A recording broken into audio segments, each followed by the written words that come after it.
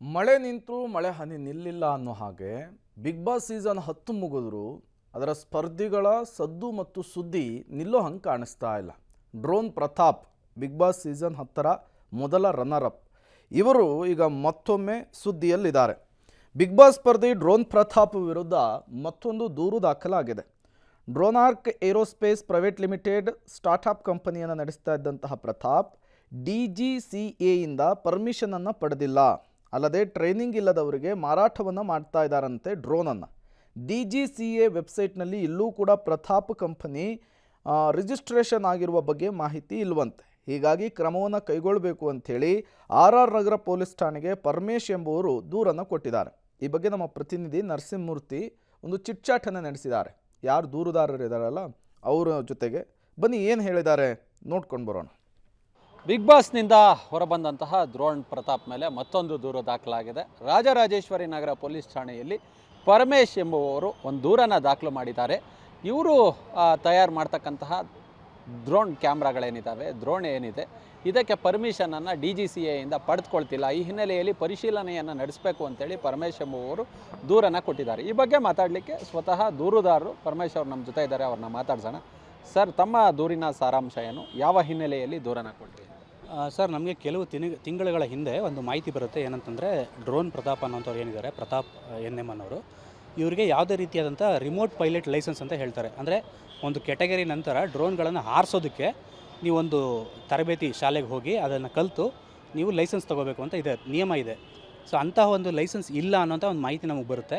ಇದನ್ನು ಸಾಕಷ್ಟು ಇನ್ಸ್ಟಿಟ್ಯೂಟ್ಗಳು, ಅಂದರೆ ಯಾರು ಈ ಥರ ಟ್ರೈನಿಂಗ್ ಕೊಡ್ತಾರೆ ಅಂಥ ಇನ್ಸ್ಟಿಟ್ಯೂಟ್ಗಳಿಂದ ಅದನ್ನು ಹಾರಿಸೋದಕ್ಕೆ ನಿಜವಾಗ್ಲೂ ಪರ್ಮಿಷನ್ ಬೇಕಾ ಬೇಡವಾ, ಈ ಥರದ್ದು ಒಂದಷ್ಟು ವಿಚಾರಗಳನ್ನ ತಿಳ್ಕೊಂಡು ಕಡೆಗೆ DGCA ಟೋಲ್ ಫ್ರೀ ನಂಬರ್ಗಳೇನಿದೆ, ಅಫಿಷಿಯಲ್ ನಂಬರ್ಗಳಿಗೆ ಕಾಲ್ ಮಾಡಿ ಈ ರೀತಿಯ ಡ್ರೋನ್ಗಳನ್ನು ಹಾರಿಸೋದಕ್ಕೆ ನಿಜವಾಗ್ಲೂ ಪರ್ಮಿಷನ್ ಬೇಕಾ ಬೇಡವಾ, ಲೈಸೆನ್ಸ್ ಇರಬೇಕಾ ಇರಬಾರ್ದಾ, ಇದು ಮ್ಯಾಂಡೇಟ್ರಿನಾ ಅಂತೆಲ್ಲ ತಿಳ್ಕೊಂಡು ನಾವು ಇವ್ರ ಬಗ್ಗೆ ಡಿಜಿಟಲ್ ಸ್ಕೈ ಅನ್ನೋಂಥ ಒಂದು ವೆಬ್ಸೈಟ್ ಇದೆ ಸರ್.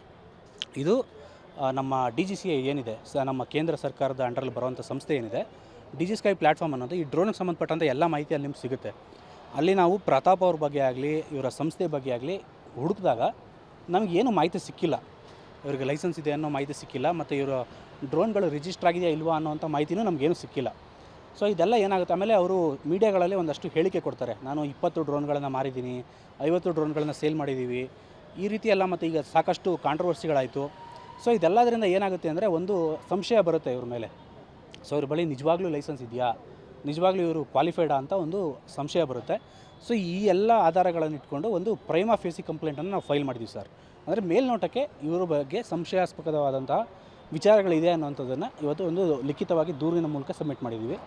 ಅಂದರೆ ಇದಕ್ಕೆ ಸಂಬಂಧಪಟ್ಟಂಗೆ ಓಪನ್ ಪ್ಲ್ಯಾಟ್ಫಾರ್ಮಲ್ಲಿ ಈಗಾಗಲೇ ಸಾಮಾಜಿಕ ಮಾಧ್ಯಮಗಳಲ್ಲಿ, ವೆಬ್ಸೈಟ್ಗಳಲ್ಲಿ ಏನೇನು ಮಾಹಿತಿ ಇದೆ ಸಂಬಂಧಪಟ್ಟದ್ದನ್ನು ಒಂದು ಫಿಸಿಕಲ್ ಫಾರ್ಮ್ನಲ್ಲಿ ಸ್ಟೇಷನ್ಗೆ ತಲುಪಿಸಿದ್ದೀವಿ. ಎಷ್ಟು KGವರೆಗಿನ ಡ್ರೋನ್ಗಳಿಗೆ DGCAಯಿಂದ ಪರ್ಮಿಷನನ್ನು ಪಡೆದುಕೊಳ್ಬೇಕು, ಮತ್ತು ಹಾರಾಟವನ್ನು ನಡೆಸೋಂಥವರಿಗೆ, ಉದಾಹರಣೆಗೆ ಯಾರೋ ರೈತರು ತೆಗೆದುಕೊಳ್ತಾರೆ ಅಂತ ಇಟ್ಕೊಳ್ಳಿ, ಅವ್ರಿಗೇನಾದ್ರು ಈ ಟ್ರೈನಿಂಗು ಇದೆಲ್ಲ ಇರಬೇಕಾ, ಅದಕ್ಕೇನಾದ್ರು ಲೈಸೆನ್ಸ್ ಇರಬೇಕಾ, ಹೇಗೆ ಅಂತೇಳಿ? ಸರ್, ಇದು DGCAದು ಟೋಲ್ ಫ್ರೀ ನಂಬರ್ ಇದೆ. ಅವ್ರ ವೆಬ್ಸೈಟ್ಗೆ ಹೋದರೆ ಯಾರಿಗೆ ಬೇಕಾದರೂ ಈ ನಂಬರ್ಗೆ ಕಾಲ್ ಮಾಡಿ ವಿಷಯ ತಿಳ್ಕೊಬೋದು. ನಮಗೆ DGCA ಅವ್ರು ಕೊಟ್ಟಿರೋವಂಥದ್ದು ಏನಪ್ಪ ಅಂತಂದರೆ 250 ಗ್ರಾಮ್ಗಿಂತ ಕೆಳಗಿರುವಂತಹ ಡ್ರೋನ್ಗಳು, ಇವನ್ನ ಸಾಮಾನ್ಯವಾಗಿ ಟಾಯ್ ಡ್ರೋನ್ಸ್ ಅಂತ ಕರೀತಾರೆ. ಇದನ್ನು ಹಾರಿಸೋದಕ್ಕೆ ಯಾವುದೇ ರೀತಿಯಾದಂಥ ಅಭ್ಯಂತರ ಇಲ್ಲ. ಅದು ಆ ಝೋನ್ಗಳು ಏನಾದರೂ ರಿಸ್ಟ್ರಿಕ್ಟೆಡ್ ಏರಿಯಾ ಇದೆ ಅಂತ ನೋಡಿಕೊಂಡು ಹಾರಿಸ್ಬೋದು. ಇದಕ್ಕೆ ಮೇಲ್ಪಟ್ಟಂಥ ಡ್ರೋನ್ಗಳಿಗೆ ಟ್ರೈನಿಂಗ್ ಅಥವಾ ಒಂದು ಪರ್ಮಿಷನ್ ಅವಶ್ಯಕತೆ ಇದೆ ಅಂತ ಹೇಳ್ತಾರೆ. ಅದರಲ್ಲೂ ಕೂಡ green zone, yellow zone, red zone ಅಂತ ಬರುತ್ತೆ. ಅಂದರೆ ಹಾರಿಸೋದಕ್ಕೆ ಪರ್ಮಿಷನ್ ಅವಶ್ಯಕತೆ ಇರೋದಿಲ್ಲ. ಈಗ ಫಾರ್ ಎಕ್ಸಾಂಪಲ್, ಈಗ ಯಾವುದೋ ಒಂದು ಸರ್ಕಾರಿ ಬಿಲ್ಡಿಂಗ್ ಇರುತ್ತೆ ಅಥವಾ ಒಂದು ಮಿಲಿಟರಿ ಏರಿಯಾ ಇರುತ್ತೆ, ಅವೆಲ್ಲ ರಿಸ್ಟ್ರಿಕ್ಟೆಡ್ ಏರಿಯಾಗಳು, ಅಲ್ಲಿ ಯಾವುದೇ ಥರದ ಡ್ರೋನ್ ಆ್ಯಕ್ಟಿವಿಟಿ ಮಾಡೋಂಗಿಲ್ಲ. ಈಗ ಕೆಲವೊಂದು ತುಂಬ ಜನಜಂಗುಳಿರುವಂಥ ಏರಿಯಾಗಳಿರುತ್ತೆ, ಅದೆಲ್ಲ ಎಲ್ಲೋ ಬರುತ್ತೆ, ಅಲ್ಲೂ ಕೂಡ ಪರ್ಮಿಷನ್ ಇದ್ದು ಹಾರಿಸ್ಬೋದು.